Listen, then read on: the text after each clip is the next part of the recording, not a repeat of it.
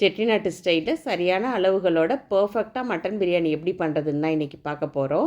வீடியோவை ஃபுல்லாக பாருங்கள். பேச்சுலர்ஸ் அண்ட் பிகினர்ஸ் கூட சூப்பராக பிரியாணி செஞ்சு அசத்திடலாம். பிரியாணி செய்கிறதுக்கு முதல்ல ஒரு பேஸ்ட் ரெடி பண்ணிக்கலாம். 2 ஏலக்காய் எடுத்துக்கோங்க. சின்னதாக 2 துண்டு பட்டை, ஜாதி பத்திரி சின்னதாக ஒரு துண்டு, 3 கிராம்பு எடுத்துக்கோங்க.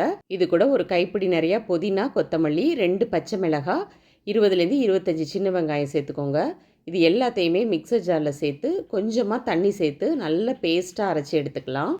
மசாலாவோட வாசனை ரொம்ப அதிகமாக டாமினேட் பண்ணாலும் பிரியாணி சாப்பிட்றதுக்கு நல்லா இருக்காது, திகட்டிடும். அது போல் இல்லாமல் இந்த பிரியாணி சாப்பிட்றதுக்கு ரொம்ப டேஸ்ட்டாக இருக்கும். இந்த மெத்தடில் ஒரு தடவை செஞ்சு பாருங்கள். உண்மையாகவே ரொம்ப சூப்பராக இருந்தது.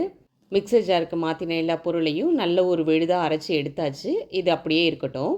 நம்ம வீடியோவை இன்றைக்கி தான் ஃபஸ்ட் டைம் பார்க்குறீங்கன்னா சேனலை சப்ஸ்கிரைப் பண்ணிக்கோங்க. உங்கள் ஃபேமிலி அண்ட் ஃப்ரெண்ட்ஸுக்கு இந்த வீடியோவை ஷேர் பண்ணுங்கள். இப்போது நம்ம கறியை வேக வச்சு எடுத்துக்கணும். நான் 1 கிலோ மட்டன் எடுத்திருந்தேன். அது கூட நம்ம அரைச்ச விழுதையும் சேர்த்துக்கலாம். கூடவே 2 டேபிள் ஸ்பூன் தனி மிளகாய் தூளும் 1 டீஸ்பூன் மஞ்சள் தூளும் சேர்த்துக்கோங்க. நல்லா கெட்டி தயிராக 2 டேபிள் ஸ்பூன் சேர்த்துக்கோங்க. கொஞ்சமாக உப்பு சேர்த்துக்கோங்க. வேக வைக்கிறதுக்கு நம்ம கொஞ்சம் உப்பு சேர்த்தா போதும். திரும்ப பிரியாணி செய்யும்போது இன்னும் கொஞ்சம் உப்பு சேர்க்கணும். அதனால் இதுக்கு அரை உப்பாக சேர்த்து 3 டம்ளர் தண்ணி சேர்த்து வேக விடுங்க. நல்லா கறியெல்லாம் மூழ்கிற அளவுக்கு நம்ம தண்ணி சேர்த்துக்கணும். பிகினர்ஸ் செய்யும்போது கறி வேக வைக்கிறதுக்கு கொஞ்சம் எக்ஸஸாக தண்ணி சேர்த்துட்டிங்கன்னா கூட பயப்பட வேணாம். இந்த வேக வச்ச கறி தண்ணியை நம்ம பிரியாணி செய்கிறதுக்கு மெஷர் பண்ணி தான் ஊற்ற போகிறோம். இது எல்லாத்தையுமே நல்லா கலந்து விட்டு மூடி போட்டு 5 அல்லது 6 விசில் வச்சுருங்க. 6 விசில் வச்சு வேக வச்சு எடுத்துட்டேன். இப்போ ஓப்பன் பண்ணி பார்க்கலாம். மட்டன் நல்லா சாஃப்டாகவே வெந்திருந்தது. சப்போஸ் மட்டன் வேகலைனா கூட நீங்கள் எக்ஸ்ட்ரா 2 விசில் விட்டுக்கோங்க. மட்டன் எல்லாத்தையும் தனியாக எடுத்து வச்சுருங்க. வேக வச்ச தண்ணியை தனியாக நம்ம மெஷர் பண்ணி பிரியாணியில் சேர்த்துக்க போகிறோம்.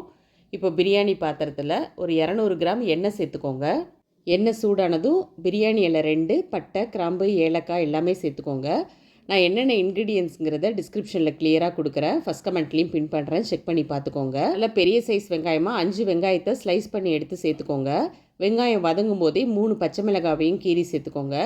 எல்லாத்தையும் நல்லா வதக்கி விடுங்க. வெங்காயம் எப்போவுமே பிரியாணிக்கு நல்லா வதங்கி வரணும். வெங்காயம் வதங்கும் போதே 50 கிராம் நெய் சேர்த்துக்கோங்க. பிரியாணிக்கு நல்ல ஒரு ஃப்ளேவர் கொடுக்கும்.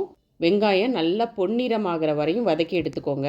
கூடவே அரை கைப்பிடி புதினா இலை சேர்த்து வதக்கிக்கோங்க. 5 அல்லது 6 மீடியம் சைஸ் தக்காளி கட் பண்ணி சேர்த்துருக்கேன். இப்போ நான் சொல்கிற அளவுகள் எல்லாமே 1 கிலோ பிரியாணிக்கான அளவுகள் தான் சொல்கிறேன். தக்காளி நல்லா விழுதாகணுங்கிறது இல்லை. ஒரு 80% தக்காளியை வதக்கி விட்ட பிறகு இஞ்சி பூண்டு விழுது சேர்த்துக்கோங்க. தக்காளியோட இஞ்சி பூண்டு விழுதும் சேர்த்து வதக்கும்போது ரொம்ப அடிப்பிடிக்காமல் இருக்கும். இது பாருங்கள், இந்த அளவுக்கு தக்காளி வதங்கின பிறகு இஞ்சி பூண்டு விழுது சேர்த்திங்கன்னா போதும்.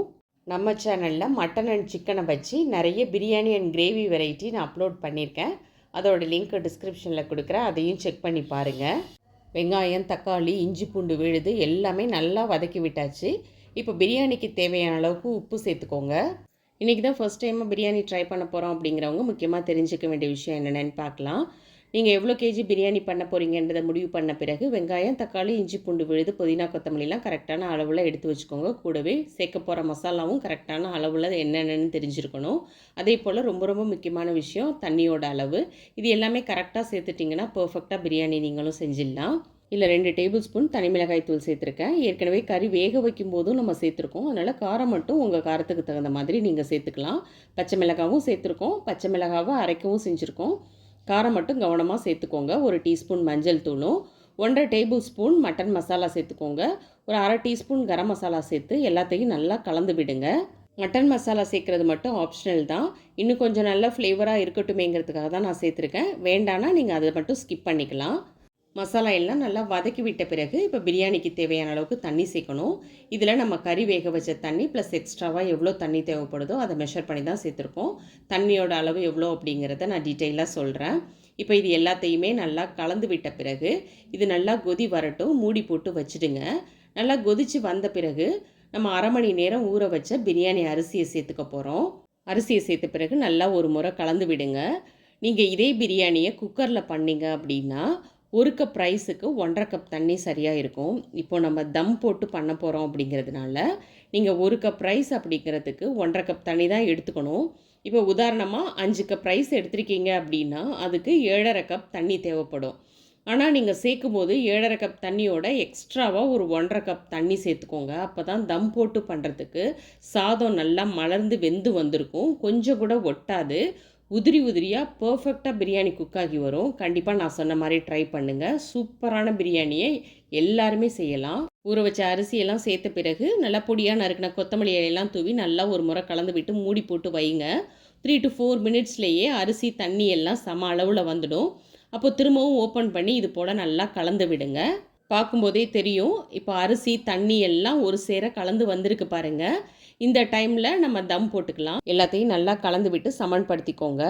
இப்போது நம்ம தம் போடுறதுக்கு யூஸ் பண்ணாத பழைய தோசைக்கல்லாம் இருந்தால் ஸ்டவ்வில் வச்சுக்கோங்க. ஸ்டவ்வை லோ ஃப்ளேம்லேயே வச்சு தான் நம்ம தம் போடணும். தோசைக்கல்லுக்கு மேலே நம்ம பிரியாணி பாத்திரத்தை எடுத்து வச்சு மூடி போட்டுக்கோங்க. மேலே ஏதாவது வெயிட் எடுத்து வச்சுக்கோங்க. சரியாக சிம்மிலேயே 20 நிமிஷம் நம்ம பிரியாணியை தம் போட்டுக்கலாம். 20 நிமிஷத்துக்கு பிறகு ஸ்டவ்வை ஆஃப் பண்ணிவிட்டு 5 நிமிஷம் கேப் விட்டு ஓப்பன் பண்ணுங்கள். இப்போ ஓப்பன் பண்ணி பார்க்கலாம். உதிரி உதிரியாக எவ்வளோ சூப்பராக பிரியாணி வந்திருக்கு பாருங்கள். நான் சொன்ன டிப்ஸ்லாம் ஃபாலோ பண்ணி நீங்களும் செஞ்சு பாருங்கள். நல்லா அட்டகாசமான டேஸ்ட்டில் எல்லாருமே பிரியாணி பண்ணி அசத்திடலாம். ட்ரை பண்ணிவிட்டு மறக்காமல் உங்கள் ஃபீட்பேக்கையும் ஷேர் பண்ணுங்கள். தேங்க்யூ.